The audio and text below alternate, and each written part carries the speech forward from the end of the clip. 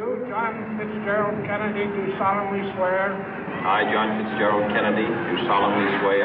That you will faithfully execute the office of President of the United States. That I will faithfully execute the office of President of the United States. And will, to the best of your ability.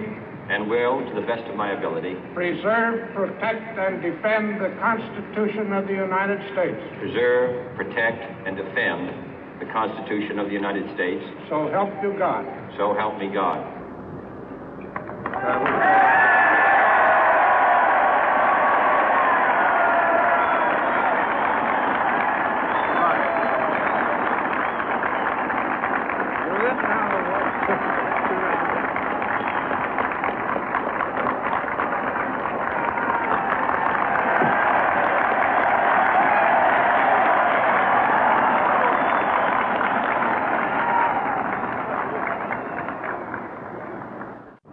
Vice President Johnson, Mr. Speaker, Mr. Chief Justice, President Eisenhower, Vice President Nixon, President Truman, Reverend clergy, fellow citizens. We observe today not a victory of party, but a celebration of freedom, symbolizing an end as well as a beginning, signifying renewal as well as change. For I have sworn before you and Almighty God the same solemn oath our forebears prescribed nearly a century and 3/4 ago. The world is very different now, for man holds in his mortal hands the power to abolish all forms of human poverty and all forms of human life. And yet the same revolutionary beliefs for which our forebears fought are still at issue around the globe. The belief that the rights of man come not from the generosity of the state, but from the hand of God. We dare not forget today that we are the heirs of that first revolution.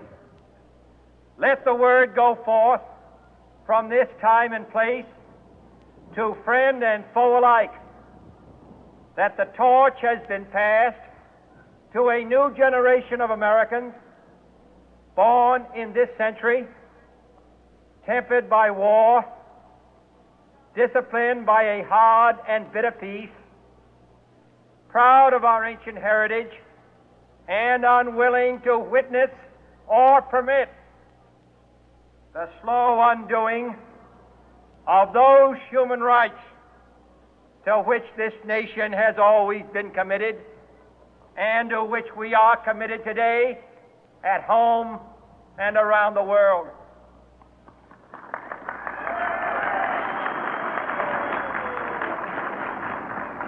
Let every nation know, whether it wishes us well or ill, that we shall pay any price, bear any burden, meet any hardship, support any friend, oppose any foe, to assure the survival and the success of liberty.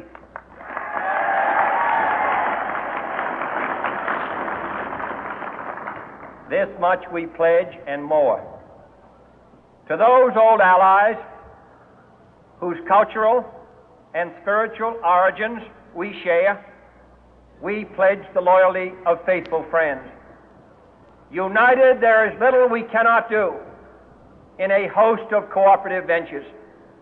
Divided, there is little we can do, for we dare not meet a powerful challenge at odds and split asunder.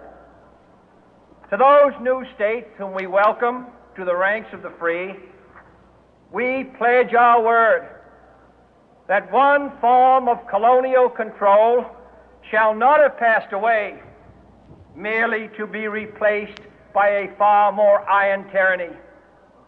We shall not always expect to find them supporting our view, but we shall always hope to find them strongly supporting their own freedom, and to remember that in the past, those who foolishly sought power by riding the back of the tiger ended up inside.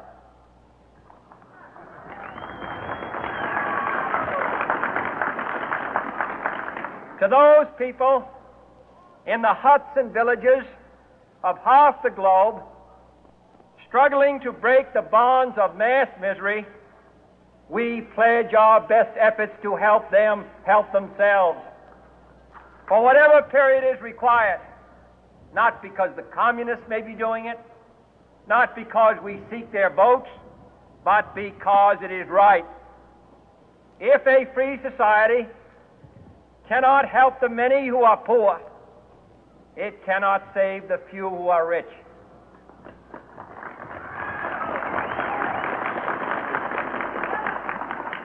To our sister republics south of our border, we offer a special pledge to convert our good words into good deeds, in a new alliance for progress, to assist free men and free governments in casting off the chains of poverty. But this peaceful revolution of hope cannot become the prey of hostile powers.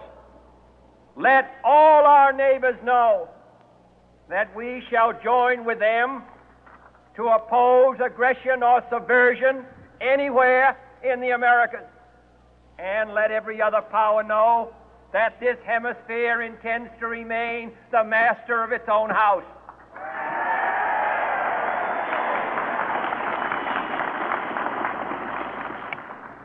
To that world assembly of sovereign states, the United Nations, our last best hope, in an age where the instruments of war have far outpaced the instruments of peace, we renew our pledge of support to prevent it from becoming merely a forum for invective, to strengthen its shield of the new and the weak, and to enlarge the area in which its writ may run. Finally, to those nations who would make themselves our adversary, we offer not a pledge, but a request that both sides begin anew the quest for peace. Before the dark powers of destruction, unleashed by science, engulf all humanity in planned or accidental self-destruction, we dare not tempt them with weakness, for only when our arms are sufficient beyond doubt can we be certain beyond doubt that they will never be employed.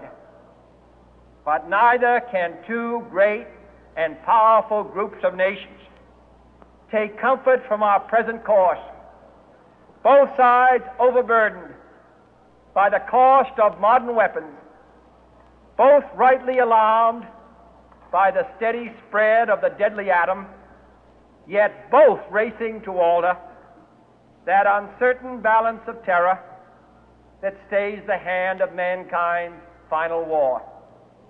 So let us begin anew, remembering on both sides that civility is not a sign of weakness, and sincerity is always subject to proof.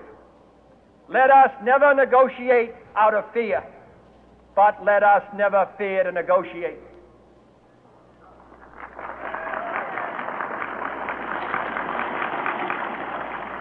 Let both sides explore what problems unite us, instead of belaboring those problems which divide us.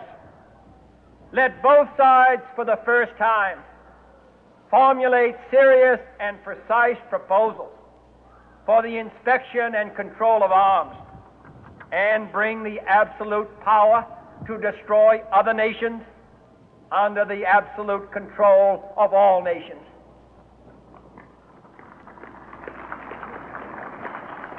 Let both sides seek to invoke the wonders of science instead of its terrors.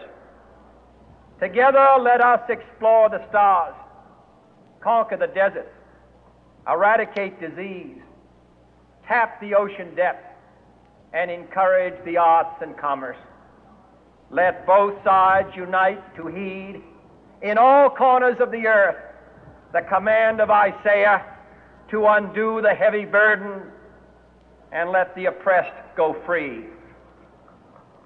And if a beachhead of cooperation may push back the jungle of suspicion, let both sides join in creating a new endeavor, not a new balance of power, but a new world of law, where the strong are just and the weak secure and the peace preserved. All this will not be finished in the first 100 days, nor will it be finished in the first 1,000 days, nor in the life of this administration, nor even perhaps in our lifetime on this planet. But let us begin.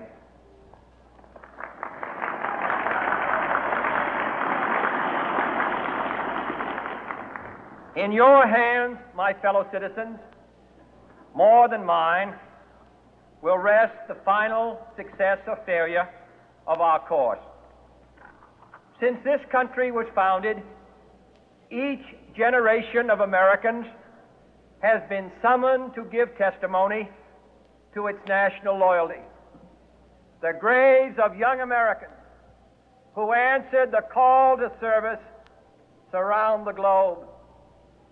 Now the trumpet summons us again, not as a call to bear arms, though arms we need, not as a call to battle, though in battle we are, but a call to bear the burden of a long twilight struggle, year in and year out, rejoicing in hope, patient in tribulation, a struggle against the common enemies of man, tyranny, poverty, disease, and war itself. Can we forge against these enemies a grand and global alliance, north and south, east and west, that can assure a more fruitful life for all mankind? Will you join in that historic effort?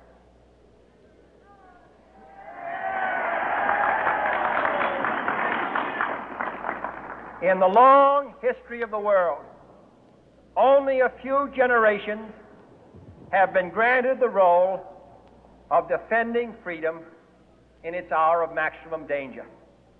I do not shrink from this responsibility. I welcome it.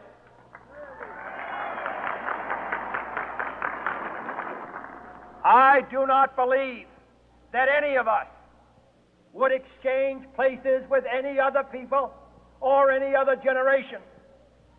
The energy, the faith, the devotion which we bring to this endeavor will light our country and all who serve it. And the glow from that fire can truly light the world. And so, my fellow Americans, ask not what your country can do for you, ask what you can do for your country.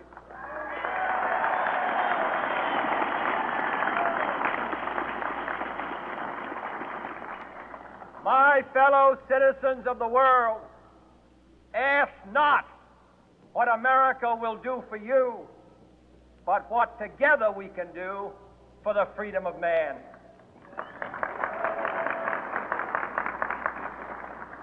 Finally, whether you are citizens of America or citizens of the world, ask of us here the same high standards of strength and sacrifice which we ask of you. With a good conscience, our only sure reward, with history the final judge of our deeds, let us go forth to lead the land we love, asking His blessing and His help, but knowing that here on earth